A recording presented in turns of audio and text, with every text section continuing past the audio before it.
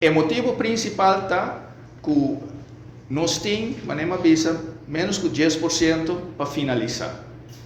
E se nós manter o contratista que não, de nossa opinião, é gasto adicional de overhead que não tem,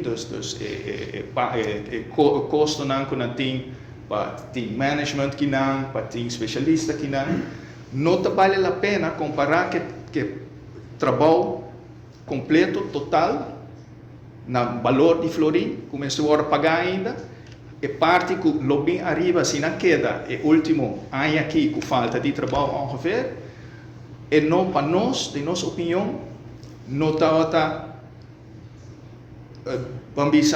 beneficioso.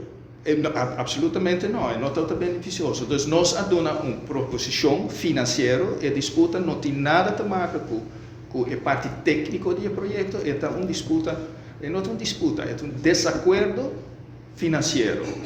Então, nós não estamos de acordo que o preço que nós mestres paga, se não lo queda.